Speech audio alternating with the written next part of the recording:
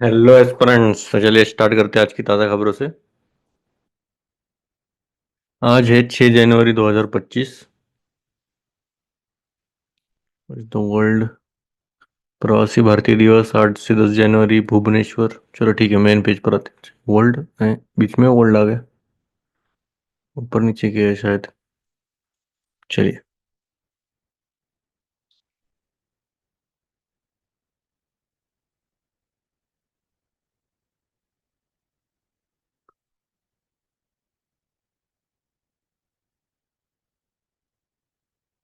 Economy does not consist in saving the coal but in using the time while it burns. ठीक है। A journey to visibility initiative like e-Shram portal are welcome, but more needs to be done for inclusion of migrant workers. Migrant workers काफी important topic है। ई Shram portal भी है, तो देख सकते हैं हम। लेबर के रिगार्डिंग है behind jobs data. Minister Mandaviya has flagged over overall improvements, but they don't tell the whole employment story. Kind of political, पर ठीक है। Old and new as Biden administration make way for team Trump, Delhi Washington ties are like to be an area of continuity. Chances are less, पर फिर भी देख सकते हैं वैसे। चलो देख लेते हैं दिल्ली वॉशिंगटन टाइज कुछ हो रहा है क्या। The violence of words, Kerala CM must revisit state's past to understand Sanatan Dharma, Narayana गुरु। श्री नारायण गुरु पर काफी ज्यादा चर्चा चल रही है अभी। A happy new year to farmers. PM Modi wants to make Viksit by 2047, but this goal cannot be achieved unless farmers and farm workers' incomes improve appreciably. ठीक है, फार्म वाला देख सकते हैं हम। Moving past uncertainty, the challenge for 2025 is to steer towards progress, stability and sustainability. किसके regarding है?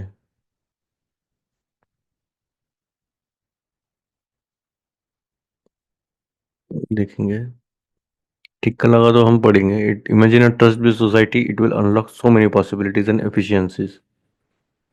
Why 1978 anti-conversion law in Arunachal could not now be enforced?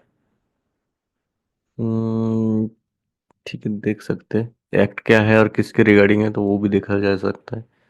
Different car same look. Grand Vitara right में है, Toyota urban cruiser इधर है। Same same है। चलो, what is surgeon general says about drinking and cancer risk. एक बूंद भी alcohol का, एक बूंद भी अच्छा नहीं हमारी बॉडी के लिए। आपको लगे कुछ ना कुछ तो न्यूट्रिशन वैल्यू मिलती रहेगी, पर कुछ भी नहीं है न्यूट्रिशनल वैल्यू, बस ये नुकसान करने के लिए है। अगर आपको खुद का नुकसान अच्छे से करना है कर लो, कोई प्रॉब्लम नहीं है।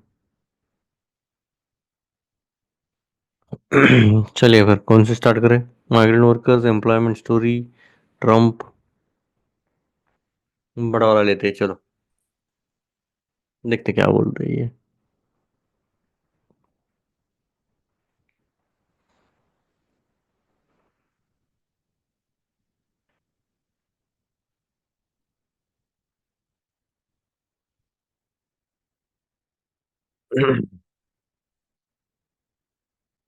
The Ministry of Labor and Employment recently claimed that with over 3,000 million workers registered, the e-Shram portal is the largest database of unorganized workers in the world. In view of the pathetic condition and exodus of migrant workers during the pandemic, the Supreme Court of India directed the Union government to build a national database of workers. Subsequently, the e-Shram portal was started by the Ministry of Labor and Employment in May 2021 with the objective of creating a national database of this labor force. देखो, इन्होंने एक context set किया कि जो ministry of labour and employment है, तो उन्होंने तो बोला है कि 300 मिलियन से भी ज़्यादा वर्कर्स रजिस्टर्ड है ई श्रम पोर्टल पर। अभी ये क्यों किया गया था? तो जब अपना क्राइसिस चल रहा था, कोविड पैंडेमिक चल रहा था, तब जो माइग्रेंट वर्कर्स कौन है, कैसे कैसे पता चल जाएगा, तो सुप्रीम कोर्ट ने डायरेक्शन दिया यूनियन गवर्नमेंट को कि आप एक नेशनल डाटाबेस सेट करिए, ताकि हमें जो है वर्कर्स के लिए कुछ ना कुछ तो इनिशिएटिव लिया जा सकता है। तो इसलिए वो ई श्रम पोर्टल का निर्माण हुआ 2021 में, कि एक नेशनल डेटाबेस रहना चाहिए लेबर फोर्स के लिए। However, the need to maintain the data of migrants and unorganized workers was identified and recommended much earlier. For instance, the Interstate Migrant Workmen Act mandated that every labor contractor obtain a license from the specified authority, and provide the particulars of the interstate workers employed to the authorities. In 2007, the National Commission for Enterprises in the Unorganized Sector insisted upon a universal registration system for migrant workers. The Unorganized Workers Social Security Act also had a provision for registering workers and issuing an identity card to them. Unfortunately, these recommendations and legal provisions never received adequate attention, and for years, migrants and workers remained largely invisible. तो देखो, अगर ये मोटा मोटा तौर पर इसकी बात की जाए ये पूरे पैराग्राफ की, तो पहले भी ये रिकमेंडेड किया था कि भाई आपको है ना हर एक लेबर के साथ एक कॉन्ट्रैक्ट जो भी रहेगा एक स्पेसिफाइड अथॉरिटी के पास रहना चाहिए, सभी का डाटा हो। पर ऐसा कुछ हुआ नहीं और इतना कोई किसी ने ध्यान नहीं दिया था। Due to distress driven high mobility, these precarious migrants, mainly seasonal and circular workers, face unique and intense challenges such as disenfranchisement, stigma, trafficking, lack of unionization, poor access to public services. This makes migrants the most vulnerable segment among the unorganized workforce in urgent need of social protection. However, since its launch, the eShram portal has functioned merely as a registration drive for migrants and workers, has been surprisingly silent on their inclusion in social security. Not all eShram portal registered workers receive social security benefits and entitlement. Last year, 286 million registrants, 80 million migrant workers were excluded from ration cards and food security. देखो, अभी इनकी condition बताई गई है। जो migrant workers रहते हैं तो उनको बहुत ज़्यादा फेस करना पड़ता है चैलेंजेस का, जैसे कि उनको निकाल देना या फिर स्टिग्मा, ट्रैफिकिंग, कोई यूनियन नहीं है, ना ही एक्सेस है पब्लिक सर्विसेज के लिए, तो सबसे वल्नरेबल सेगमेंट है ये और इन्हें सोशल प्रोटेक्शन की बहुत ज़्यादा ज़रूरत है। पर आप बोलोगे कि फिर ई श्रम पोर्टल में तो सभी को मिलता रहेगा, तो नहीं। ई श्रम पोर्टल में लास्ट ईयर 286 मिलियन रजिस्ट्रेंट्स में से 80 मिलियन माइग्रेंट वर्कर्स को एक्सक्लूड किया गया था कि भाई उन्हें राशन कार्ड और फूड सिक्योरिटी नहीं मिलेगी। समझ रहे हो आप, सभी को नहीं मिलेगा, ऑब्वियस सी बात है। In this regard, the Ministry of Labour and Employment recently launched the One Stop Solution to provide seamless access to different social security schemes to each registered migrant and workers. At the time of the launch in October, had stated that One Stop Solution platform would function as a bridge connecting unorganized migrants and workers, making the registration process more accessible and transparent, and connecting them to a wide range of social security and welfare initiatives.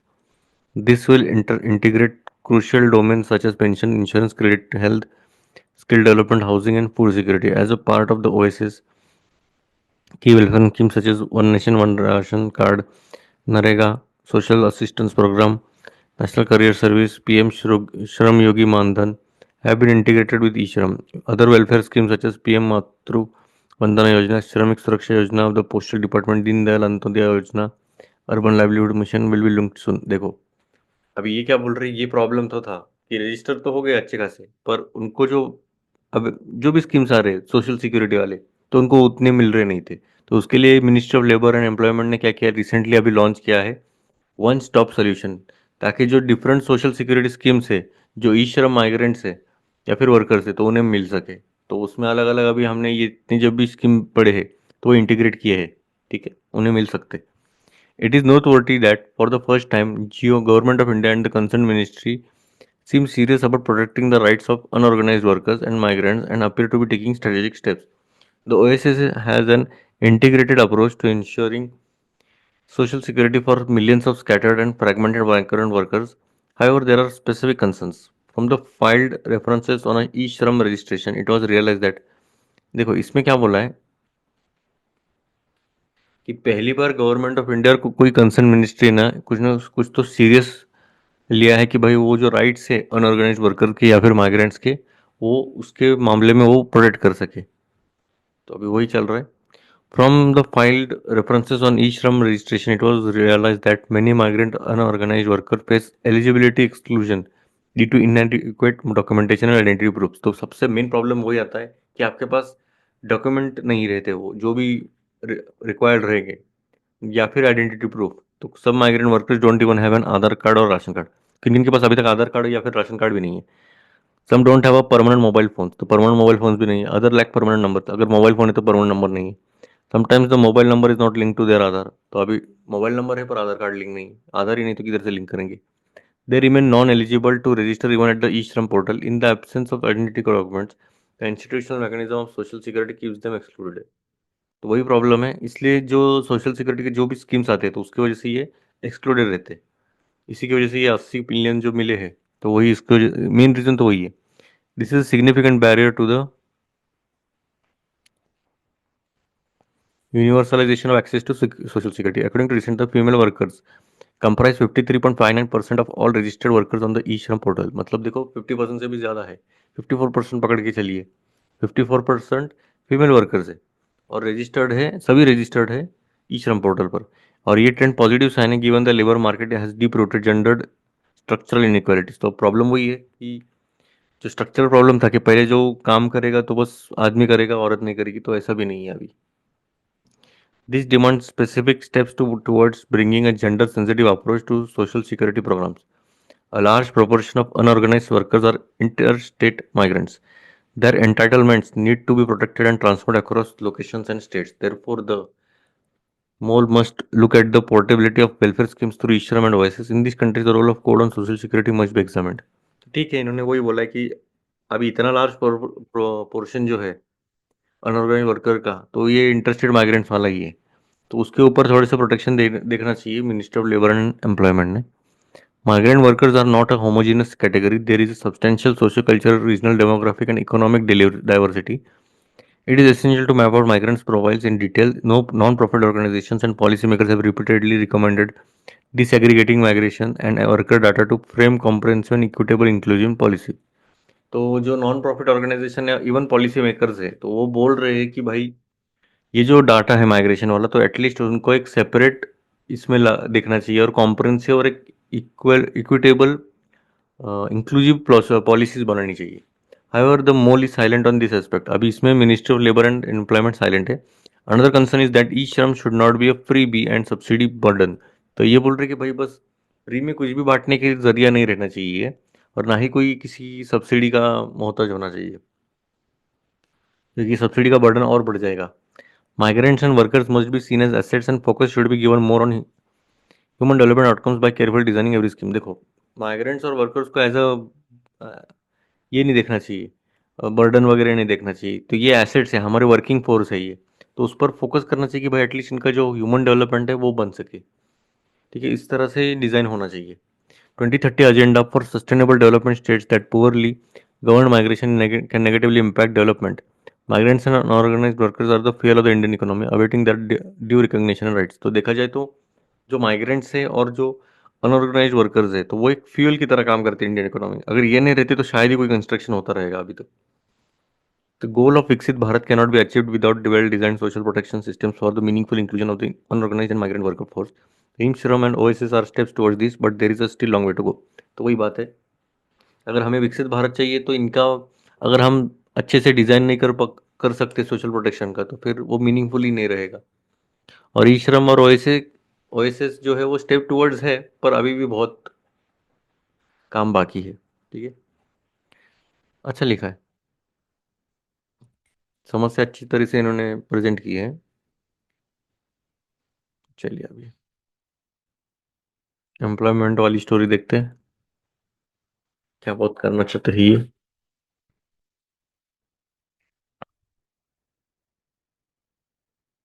Last week, Union Labour Minister Mansukh Mandavia sought to highlight the India government's job creation, drawing a comparison with the record of unemployment of the Congress-led UPA government. The total number of employed in India increased from 47 crore to 64 crore by the end of 2023, the minister said. That's an increase of 17 crore, far in excess of the 2.9 crore jobs during the preceding decade. He underlined that since 2017, the employment rate has fallen while the employment rate as well as labor force participation rate have risen steadily. Hmm. It is true that India had more people with jobs in the decade 2014 to 2024 than between 2004 and 14, but since absolute number must be read against total population size। अगर आप बोल रहे हो कि भाई इतने percent इतना increase हुआ है, पर पॉपुलेशन तो उसके साथ बढ़ा है ना, अभी पॉपुलेशन के हिसाब से कितना नंबर बढ़ा है वो देखना चाहिए। It is best to look at the employment rate और डब्ल्यू। द डब्ल्यू क्या है, मेरे हिसाब से इधर नहीं दिया W.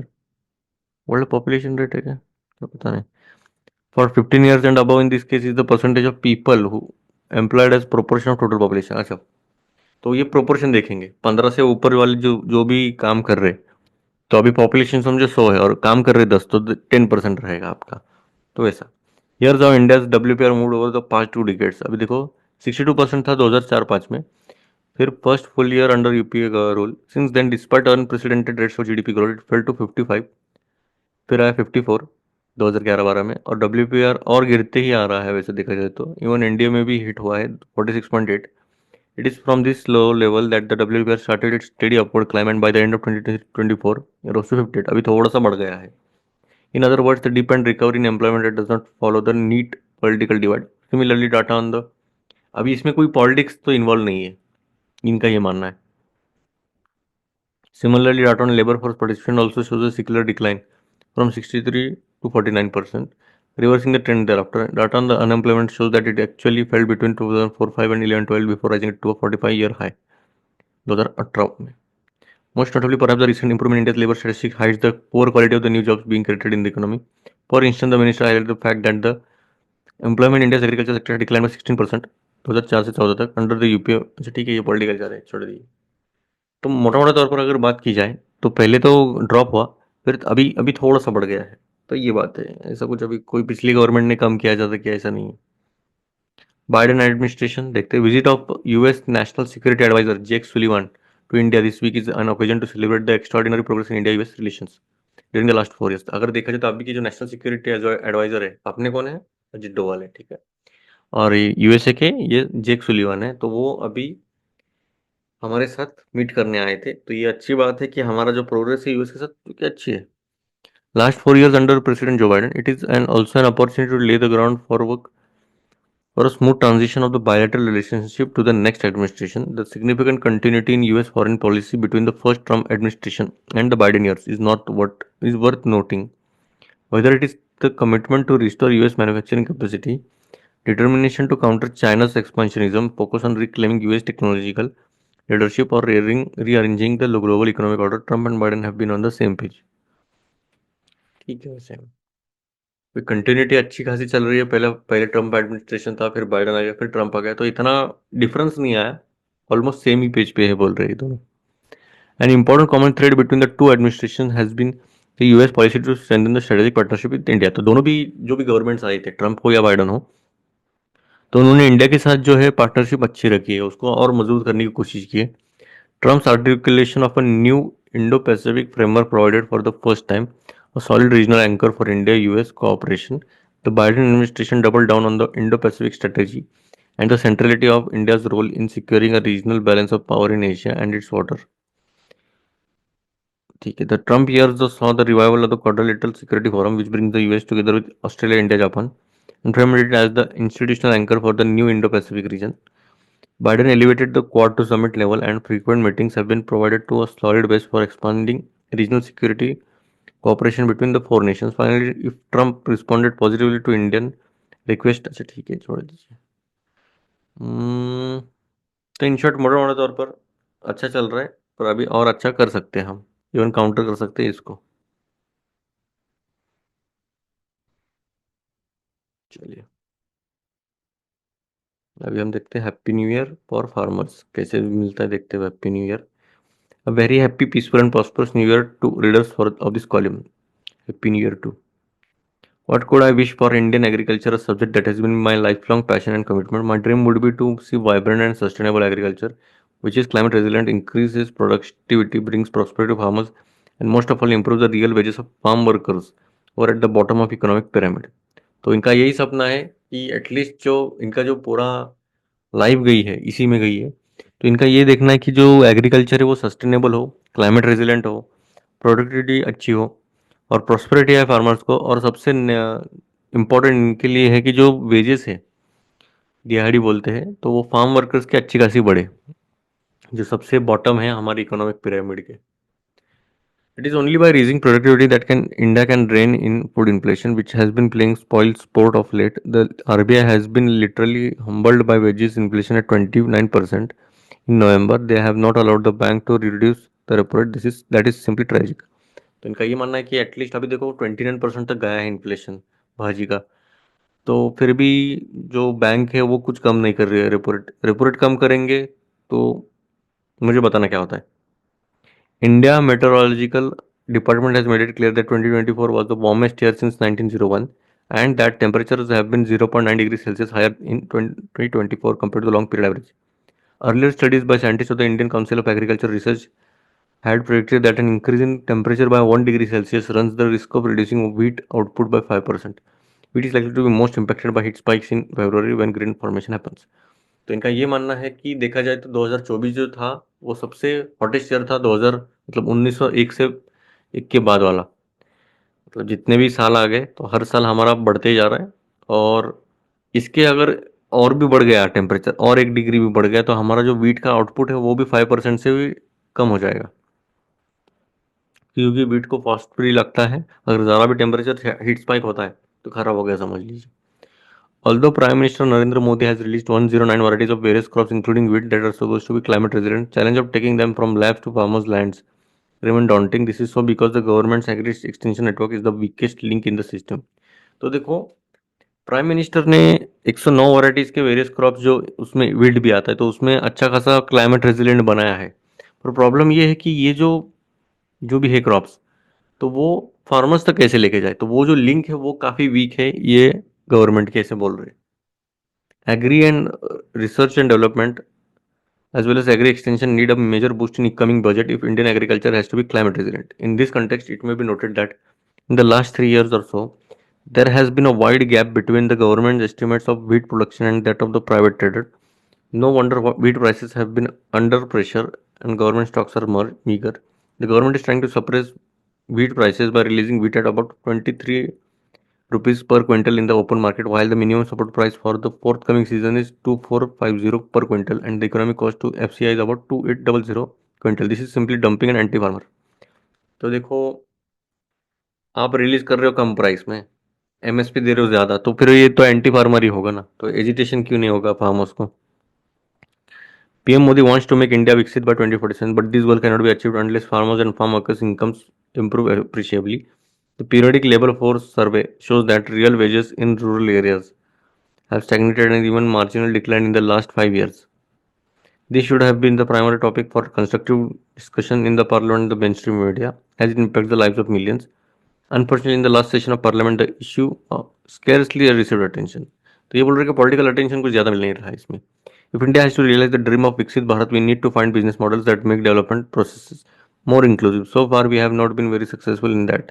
And when we fail to do it, we lean towards the revenue culture of freebies. This culture runs through all political parties, be it in the name of Ladli Bahin Yojana in Madhya Pradesh or Ladki Bahin Yojana in Maharashtra.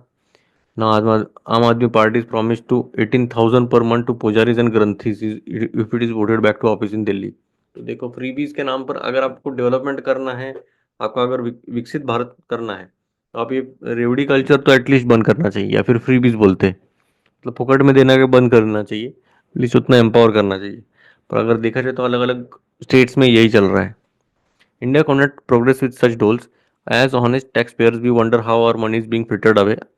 I wonder why the election commission is silent on such ludicrous promises. Will the Supreme Court steps in to bring some order among political parties on election promises that are damaging our democracy? Most of these are simply bribes for votes and waste of taxpayers' money. The taxpayer feels totally helpless and cheated. अगर देखा जाए तो ये tax payer का नुकसान ही है। जो भी ऑनेस्ट टैक्स पेयर्स है, इतने मेहनत से वो टैक्स भर रहे हैं, और आप ऐसा पैसा उड़ा के सीधा बोल रहे हो पब्लिक को कि ये लो, आपका आपको ये मिल रहा है, ये मिल रहा है, तो ये हमारा ही पैसा है वैसा, और आप ऐसे बांटने लग गए तो फिर कैसा होगा। Coming back to reforming agriculture, politically for the Modi government, 2025 seems a golden chance as parliamentary elections are far away. Big expenditures in rural areas, including agriculture, are from the central budget. The food and fertilizer subsidy, for instance, together they are likely to be across 4 lakh crore. Added to it the PM Kisan and Narega programs, and the expenditure would easily cross 5 lakh crore out of budget of 45 lakh crore. अगर 45 लाख करोड़ दिया है agriculture को, उसमें से 5 लाख करोड़ तो ये दो scheme में जा रहे, किसान और नरेगा, ठीक है, मतलब सब मिला के फर्टिलाइजर फूड वाला।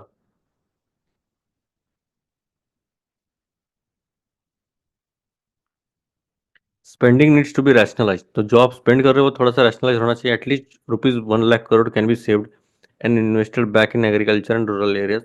They can be used to build basic infrastructure from rural roads to water harvesting structures to upgrading agri mandis and rural huts. तो अगर आप पैसों का अच्छे से यूटिलाइज करें तो एटलीस्ट जो बेसिक इंफ्रास्ट्रक्चर है, रोड हो गया, वाटर हार्वेस्टिंग हो गए, वो तो भी होना चाहिए.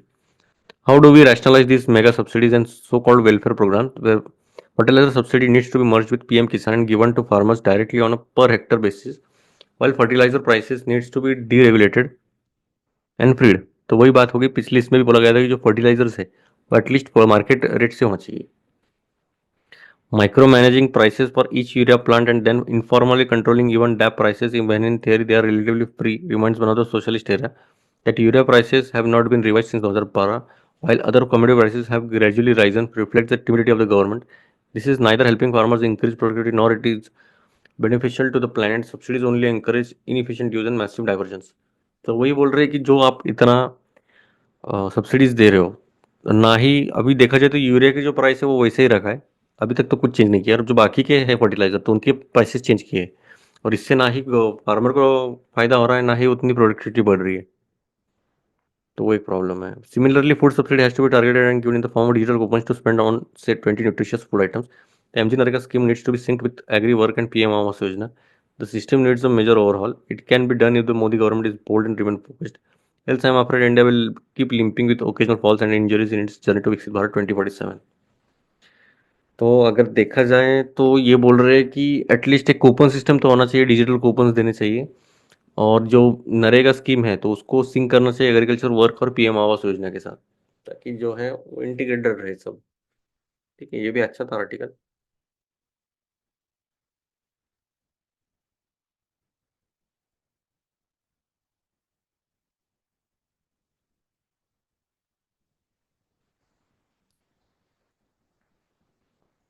अब ये एंटी कन्वर्जन लॉ देखते हैं.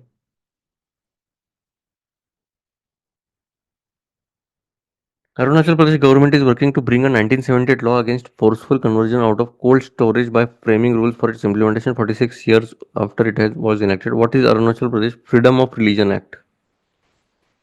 तो ये बोल रहे कि फोर्सफुल कन्वर्जन का जो है वो उसके अगेंस्ट जो लॉ था उसके रिगार्डिंग है पूरा. The law enacted by the then union territory of Arunachal Pradesh first legislative assembly prohibits religious conversions by use of force और इंड्यूसमेंट और बाय फ्रॉडुलेंट मीन्स. तो ये बोल रहे हैं कि जो भी रिलीजियस कन्वर्जन्स है तो वो एटलीस्ट मेरे हिसाब से क्रिश्चियनी को टारगेट कर रही है. It entails punishment of imprisonment for up to 2 years and a fine of rupees 10,000 for the offense of converting or attempting to convert forcefully from one religious faith to another. The act also requires that every act of conversion be reported to Deputy Commissioner of the district concerned and punishes the person conducting the conversion for failure to do so. Since it was enacted in 1978, successive governments have not framed the rules for its implementation because it laid on nearly decades. अभी 78 से अभी तक ये वैसा के वैसा ही है, तो इसमें कुछ चेंजेस नहीं लिए. और अभी क्यों एक्ट इंट्रोड्यूस किया गया है तो ये एंटी कन्वर्जन के रिगार्डिंग है. चांसेस आर लेस कि इसमें से कुछ पूछे. इसमें क्या है, कार्स है ये तो.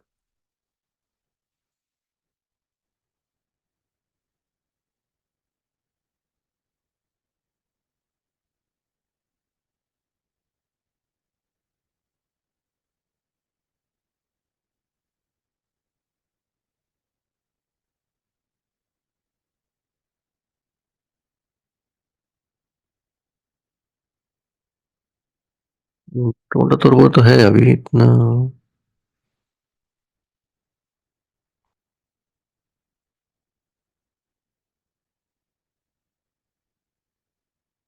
करके न्यूज देखते हैं.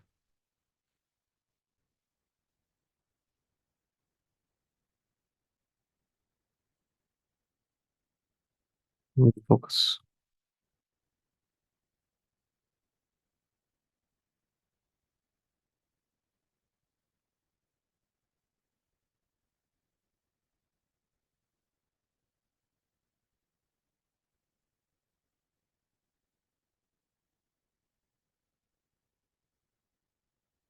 चलिए ठीक है, मेरे हिसाब से इतना ही रहेगा और कुछ नहीं है. चलिए फिर मिलते हैं. उम्मीद है आपको समझ में आ रहेगा. तब तक के लिए जय हिंद.